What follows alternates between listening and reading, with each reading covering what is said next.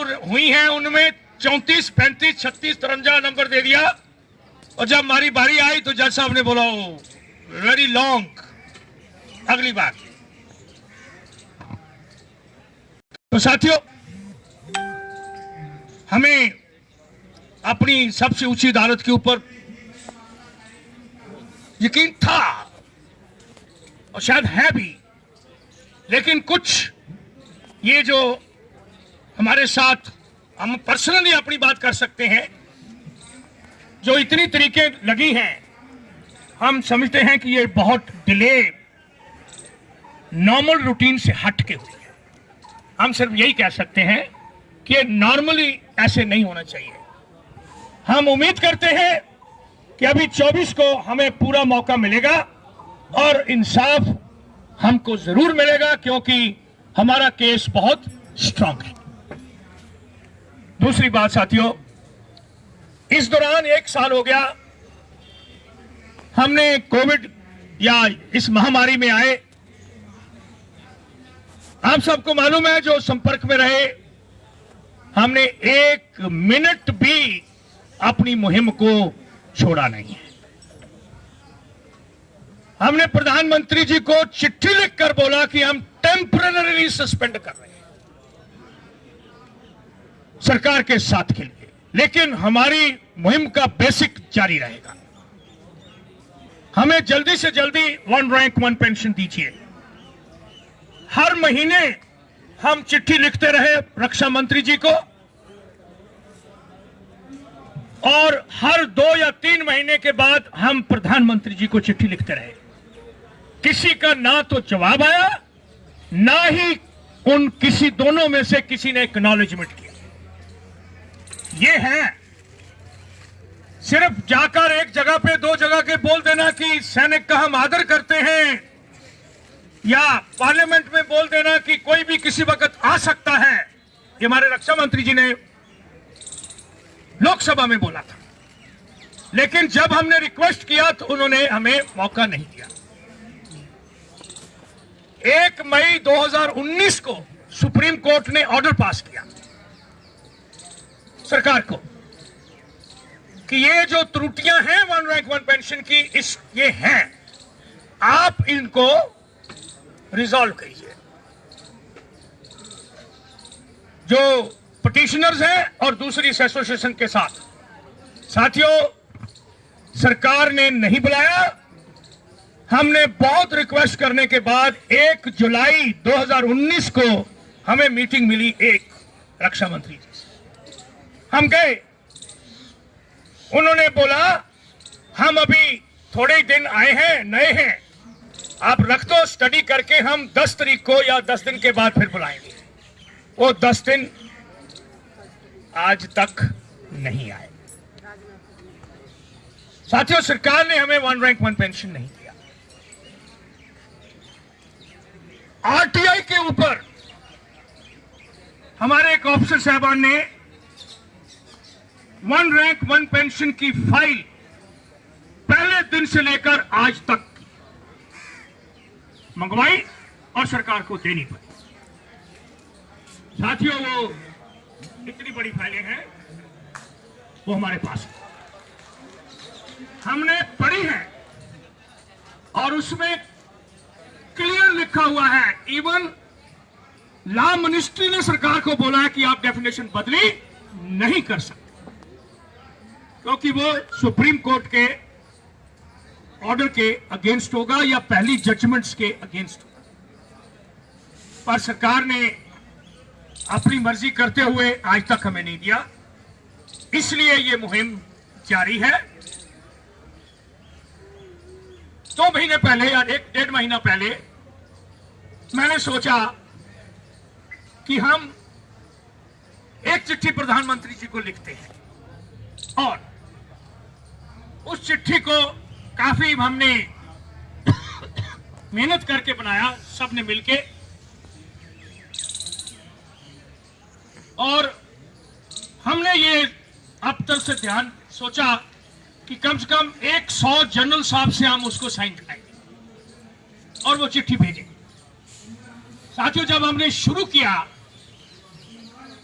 तो हमें काफी अच्छा रिस्पांस मिला, कुछ से नहीं भी मिला, और उस लेटर को 161 जनरल साहब ने साइन किया और तकरीबन 192 ब्रिगेडियर साहब ने साइन किया। बाकी हमारे दूसरे रैंक जवान जेओ ऑफिसर टोटल उस वक्त जल्द में जो मेरे को मिल पाए तो 631 ऑफिसर जेसीओ जवानों ने साइन किया उस लेटर को, और हमने वो लेटर प्रधानमंत्री जी को भेज दिया। उसके ऊपर मैं चीज ये लिखी कि एक वो क्या बोलते हैं, मतिया पुत्र जिसे कहते हैं, स्टेप चाइल्ड ट्रीटमेंट, फौजियों के साथ स्टेप चाइल्ड ट्रीटमेंट, सौतेला व्यवहार, और उसको हमने 1947 से स्टार्ट किया। किसी पार्टी व्यक्ति नहीं, लेकिन सभी ने हमारे साथ अन्याय किया, हमें जस्टिस नहीं दिया। हमारी पेंशनें 47 में ही नेहरू जी ने कम करवा दी, फिर भी हमारी पेंशन 73 तक सिविलियन के सीनियर मोस्ट से 2.5 गुना ज्यादा थी, 2.4 टाइम्स मोर। हमारे चीफ साहब की पेंशन 1000 रुपया थी 1973 तक, और जो सीनियर मोस्ट सिविलियन था उसकी पेंशन थी 416 रुपये 8 आने। साथियों, 73 से लेकर 2006 1 जनवरी इस ब्यूरोक्रेसी ने ऐसा मधानी चलाई कि हमारे चीफ की पेंशन 1 जनवरी 2006 से 45,000 और हमारे सीनियर मोस्ट सिविलियन की भी पेंशन 45,000। इसका मतलब ब्यूरोक्रेसी ने अपनी पेंशनें 108 गुना बढ़ा ली, जबकि हमारे फौजियों की पेंशन 45 गुना बढ़ी। इस दौरान 7वें पे वेतन में जब आए तो 2.57 से मल्टीप्लाई करो तो जो 73 से लेकर 2016 1 जनवरी तक सिविलियन ने अपनी पेंशन 277 गुना बढ़ा ली, 278 गुना, 278 टाइम्स, मतलब 1 रुपए को 278 रुपए बना लिए। और हमारे चीफ की पेंशन 116 गुना। यह है अन्याय, और कितना कहने के बावजूद भी हमें किसी ने इसका कोई लॉजिक नहीं दिया, हमें कोई एक्सप्लेनेशन नहीं दिया गया कि ये कैसे हुआ इस चीज के ऊपर। साथियों, ये मुहिम जारी है और ये लड़ाई या ये सच्चाई का जो हमें डिमांड है वो जारी है। अगली बात, रिसेंटली साहब हमें बहुत दुख हुआ उस दिन, एक टेलीफोन आया कि सतबीर सिंह साहब को, ग्रुप कैप्टन गांधी साहब को और सीके शर्मा साहब को अरेस्ट कर लें। ये 20 दिन की बात है। अरेस्ट क्यों करेंगे? क्योंकि इन्होंने फार्मर्स को सपोर्ट किया है। साथियों, आज हम फार्मर्स के बारे में बात नहीं कर रहे, लेकिन क्योंकि ये हमारी ISM से ताल्लुक रखता है ये पॉइंट सिर्फ, तो उन्होंने ये बोला कि क्योंकि ये सपोर्ट कर रहे हैं फार्मर्स को। साथियों, हमने अच्छे से अच्छे वकील को बातचीत करी और यह डिसीजन लिया गया कि हम इसका मुकाबला करेंगे। हमने हाई कोर्ट दिल्ली में पिटीशन डाल दी मेरी तरफ से और ग्रुप कैप्टन गांधी जी की तरफ से ऑन बिहाफ ऑफ IESM। उसमें यही लिखा कि जो सैनिक हैं हमारे पूर्व सैनिक, जो हमारे 31 लाख जो रिटायर्ड फौजी और परिवार हैं, उनमें से 80% गांव से हैं और मिनिमम 70% से ऊपर किसान हैं। और उन्होंने हमें हर रोज ये बात करके बोला है कि आप साहब, हम सैनिक हैं और आपका मेमोरेंडम कहता है, हमारा जो आईएसएम का मेमोरेंडम है उसमें लिखा हुआ है कि किसी वक्त भी पूर्व सैनिकों का किसी तरह से उनके साथ अन्याय हो रहा हो या उनकी जो जरूरतें हैं पूरी ना हो या उनके वेलफेयर के लिए, ये हमारे प्राविधान है, हमारी जो memorandum of association of Indian ex serviceman movement. तो हमने उनको मद्देनजर रखते हुए हमारे 4-5 और उसके अंदर जो एम्स और ऑब्जेक्टिव्स थे वो इसके साथ मिलते थे। तो साथियों, हमने ये केस हाई कोर्ट में डाल दिया है और हाई कोर्ट ने गवर्नमेंट को नोटिस इश्यू करा हुआ है। ये आप बताएं इसके बारे में। अगली हेयरिंग 15 को है, कल। मुझे अच्छा लग रहा है कि ग्रुप कैप्टन गांधी साहब आगे हैं, हमारे वाइस चेयरमैन भी। हम सब इनका आदर करते हैं। सबको धन्यवाद कि आप आए हैं।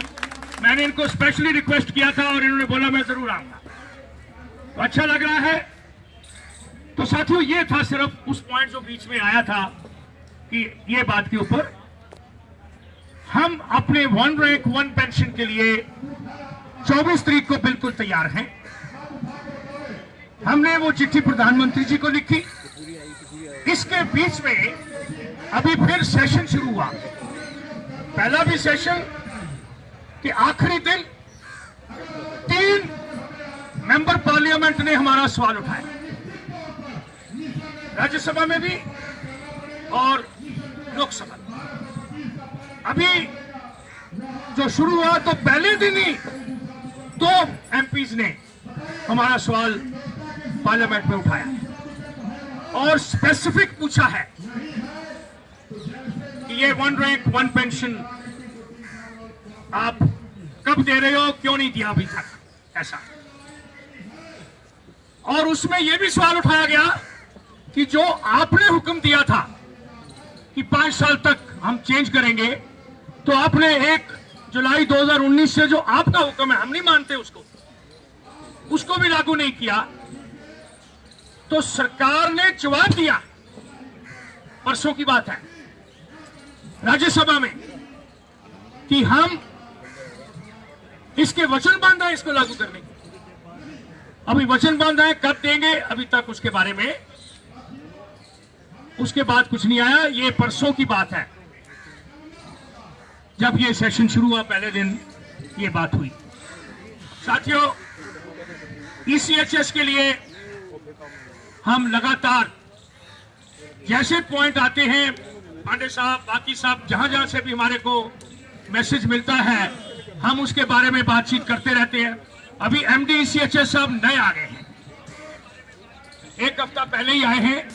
पहले वाले एमडी ईसीएचएस साहब बेंगलोर में चले गए हैं, इनसे मैंने संपर्क किया है।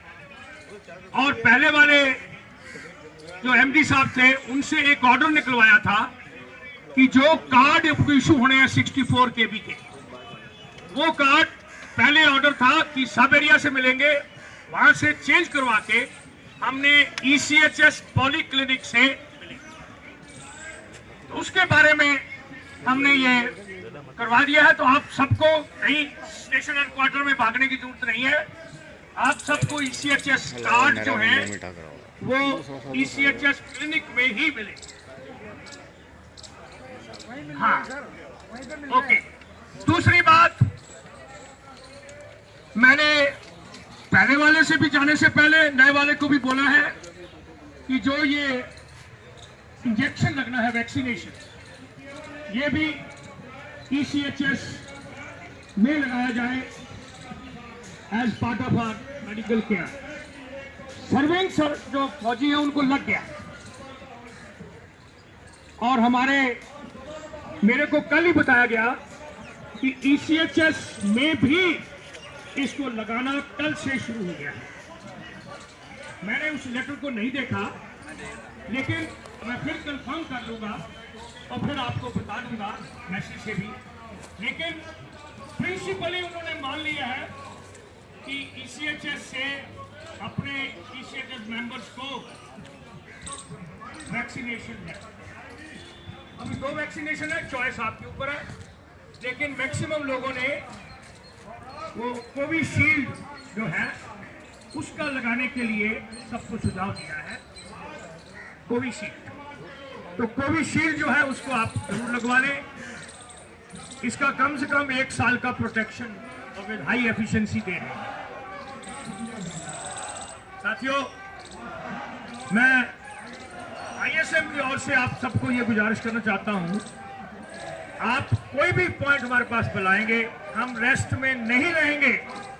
मैं, वाइस चेयरमैन साहब, पांडे साहब, हम 24 घंटे में कम से कम 10-12 बार बात करते हैं डेली, और कोई भी पॉइंट होता है उसके ऊपर एक्शन करते हैं। तो मैडम ने तो बोला 10-11 को, लेकिन 172 विडोज को डबल पेंशन दिला चुके हैं। 172 विडोज को, जिनको मालूम ही नहीं था। अभी 3 दिन पहले ही यहाँ पे 60 फैमिली नेपाल की रहती है यहाँ,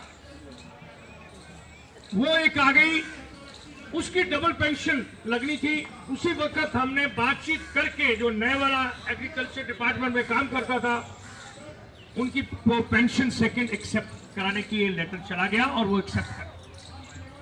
तो साथियों, कोई भी आपका इशू है, इसी तरह रिजर्वेशन जो है वो अभी 25% हो गई है और सारे ग्रुपों के लिए हो गई। आगे ग्रुप ए के लिए नहीं थी, और थी 24%, 18% और 12%। अभी 25% चारों ग्रुपों के लिए रिजर्वेशन है। अगर आपको कहीं इसको नहीं देते तो उसको आपने लेना है। चिल्ड्रन एजुकेशन लोन सबको ऑथोराइज है, इंक्लूडिंग एक्स सर्विसमैन। अभी प्रधानमंत्री ने कहीं अनाउंस किया था कि 5,500 स्कॉलरशिप हैं प्रोफेशनल ट्रेनिंग के लिए, और उसमें से सिर्फ 3,500 कुछ लोगों ने उसको लिया है। अभी उनके पास बहुत स्कॉलरशिप पड़े हुए हैं, तो आप मेहरबानी करके उसको, जहां पे भी किसी को लागू है, उसका फायदा उठाएं। हमने ISM की तरफ से स्कॉलरशिप स्कीम एक चलाई हुई है, जो हम हमारी विडो बहनें या उनको, उनके डिपेंडेंट्स को देते हैं।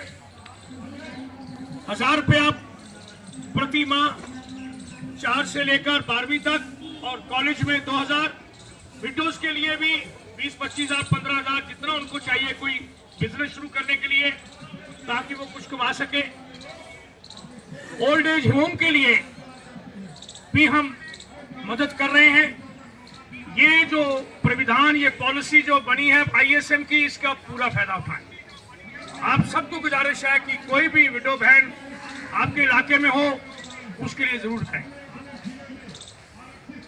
तो ये हर रोज का काम है, और हम लेटर्स लिखकर, सोशल मीडिया का तरह से सरकार से बातचीत करके इस मुहिम को हमने जारी रखा है, और जारी रहेगा जब तक हमें अपनी असली वाली 1 रैंक 1 पेंशन नहीं मिलेगा।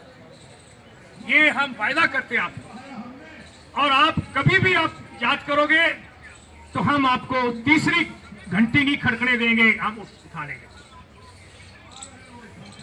तो आप मेहरबानी करके अपने अपने इलाकों में आप कर रहे हो, एक दूसरे की मदद भी कर रहे हो। हमें बहुत अच्छा लगा कि 15 दिन के अंदर हमने गुजारिश किया तो 16,10,000 रुपया पूर्व सैनिकों ने इकट्ठा करके प्रधानमंत्री के फंड में हमने भेजा, ये कोविड के लिए। ये भी आप लोगों से इकट्ठा हुआ। ये भी छोटा देश के लिए तो कम है, लेकिन एक उसके पीछे जो इच्छा शक्ति है योगदान देना वो आप सबने दिया। इसी तरह कहीं फ्लड आता है या कोई आपदा आती है तो हमारे फौजी पूरे देश में हमेशा सबसे आगे, गांव से लेकर सेंटर तक हमेशा तैयार है। ये हमारे सैनिक, और इनके साथ अगर अन्याय होता है तो साथियों ये बहुत, मैं यही कहूंगा कि कोई भी सरकारों के लिए अच्छा नहीं है। हम सिर्फ अपना हक ले रहे हैं। साडा हक, साडा हक किथे रख, इथे रख, जल्दी कहा साडा हक और इथे रख और किथे रख और किथे रख, साडा हक, साडा हक और साडा हक। ये है भाई, हम सिर्फ अपना हक मांग रहे हैं, हक के सिवा कुछ नहीं मांग रहे। तो एक दवाज साहब आज नहीं आए, उनका काम था, लेकिन उनकी कविता मेरे को जरूर याद आ रही है 2 लाइन की, कि कितने बाजू कितने सर गिन ले मोदी जी ध्यान से, हारोगे तुम हर बाजी जब खेले हम जी जान से। तो ये हम हर रोज यहां बोला करते थे। साल निकल गया लेकिन साथियों भूले नहीं हम एक सेकंड। हम सब इकट्ठे हैं, इस इकट्ठ को कायम रखना, इस यूनिटी को बरकरार रखना, और सैनिक परिवार को कहीं से भी आपको आवाज आए उधर जल्दी से चले जाना। एक और बात, हमारा साथी जोगिंदर सिंह जो साइकिल चला के गुरदासपुर से यहां आया, वो बहुत बीमार है, बहुत बीमार है, और उसको हमारे एक कर्नल रोहित साहब होते थे, वो बहुत देखभाल कर रहे हैं, डॉक्टर साहब थे, वो भी देखभाल कर रहे हैं। उनको हमने जलंधर भेजा, गुरदासपुर से, जलंधर से उनको ब्लड कैंसर के लिए उसको डायग्नोज किया है। और अभी कल सुबह कोशिश जारी है कि हम उनको एम्बुलेंस से कमांड हॉस्पिटल में उनको रेडियोथेरेपी के लिए ले आए। साथियों, हम सब भगवान से प्रार्थना करते हैं कि वो ऐसा योद्धा जो साइकिल पे 540 किलोमीटर चलकर यहाँ हमारे साथ आया, हम जोगिंदर की जो बीमारी है वो दूर हो जाए, ऐसी भगवान से प्रार्थना करते हैं। जनार्दन साहब हॉस्पिटल में हैं, हम ईश्वर से प्रार्थना करते हैं कि वो हमारे साथी रहे हैं हमेशा, कि वो जल्दी से जल्दी ठीक होकर अपने परिवार और सैनिक परिवार के साथ फिर वापस लौटे।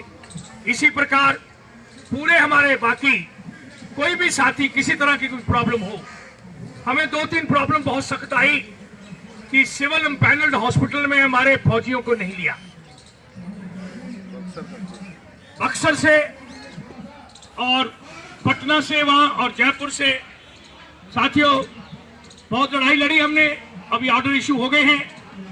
हमारे अपने जो पेरेंट्स हैं उनको नहीं लिया गया, हमारे वाइस चेयरमैन साहब के फादर साहब एडमिटेड थे आरआर में, उनको नहीं ले रहे थे जी, लाउड नहीं है, ऑथोराइज नहीं है, जबकि हमारी सर्विस कंडीशन में है।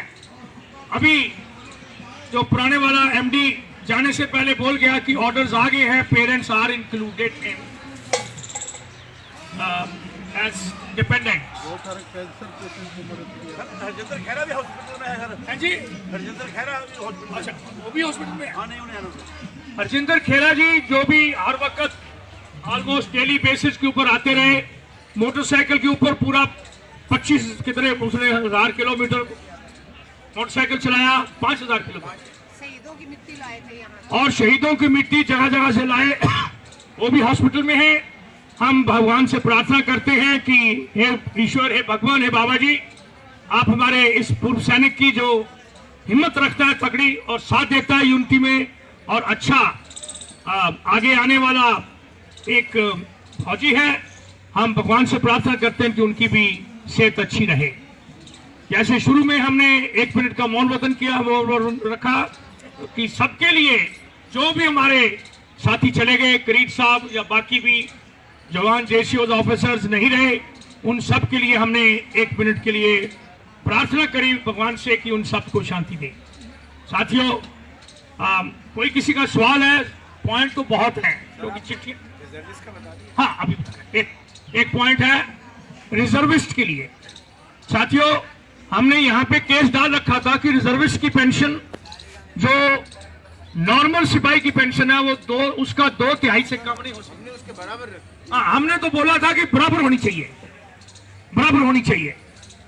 लेकिन एक केस डाला हैदराबाद में, तमिलनाडु का केस हैदराबाद बोर्ड में, और वो केस हमारा सिपाही जीत गया और उसकी जजमेंट जो है वो अभी हमने सरकार को भेजी हुई है कि वो सभी रिजर्विस्ट के लिए लागू होनी चाहिए। और उन्होंने जो मिनिमम 9,000 थी उससे बढ़ाकर 11,700 कुछ हो गई, 11,800 रुपया बेसिक हो जाएगी। उसके बाद दिए तो उनको भी अभी 13-14,000 रुपया पेंशन मिल जाएगी, जो अभी 9,800 रुपया मिलता है। ये केस हम जीत चुके हैं, सिर्फ सरकार ने लागू करना है। अगर सरकार और 15 दिन में नहीं करती, मैंने कुछ 4 चिट्ठियां लिख चुका हूं, एक चिट्ठी मैंने परसों ही भेजी है, 15 दिन वेट करेंगे। उसके बाद हमने एक एडवोकेट साहब से गुजारिश करी है कि ये केस सीधा सुप्रीम कोर्ट में डाले कि सबको लागू होना चाहिए, और ये सबके लिए था। उन्होंने एक आदमी की पेंशन नहीं बदली करी, उन्होंने रिजर्विस्ट पेंशन रिवाइज करी, रिजर्विस्ट पेंशन बढ़ाई है, इसलिए वो सबको लागू है। ये तकरीबन 1,76,000 हमारे रिजर्विस्ट थे, उसमें से कई बेचारे ईश्वर को प्यारे हो गए होंगे, पर जो भी हैं उन सबको न्याय मिलेगा। और हम सब मिलकर इसमें, हमारे वाइस चेयरमैन ने और एक और पांडे साहब एडवोकेट थे, उन्होंने काफी इसके केस को बढ़ाया। इसका डेट कब से दिया है? 2019 से 2019 से। ये सबको आप बता सकते हैं, उसके लिए भी। अगला एक पॉइंट, जहां जहां पे भी आप एक बहुत बड़ी ताकत हो वोट, तो साहब ने भी बात करी, साहब ने भी, हमें अपनी वोट का सही अधिकार करना है। और उसके लिए जो हमारे सर्विंग हैं उनके लिए भी सुप्रीम कोर्ट की जजमेंट है कि उनको जहां वो सर्विस कर रहे हैं वहां पे वो वोट दे सकते हैं। तो उसके लिए भी, जैसे आपकी पंजाब में अभी होने वाला है, दूसरे जगह पे होने वाला है, तो 16 तो कैंटोनमेंट है और गांधी साहब ने एक उसका एनालिसिस किया था। देश भर में तकरीबन 150 मेंबर पार्लियामेंट की सीट्स हैं, जिसके रिजल्ट को हम पूर्व सैनिक और सैनिक परिवार प्रभावित इफेक्ट करता है उसके रिजल्ट को। और 450 एमएलए के जो रिजल्ट हैं असेंबली के, उनके रिजल्ट को प्रभावित करता है।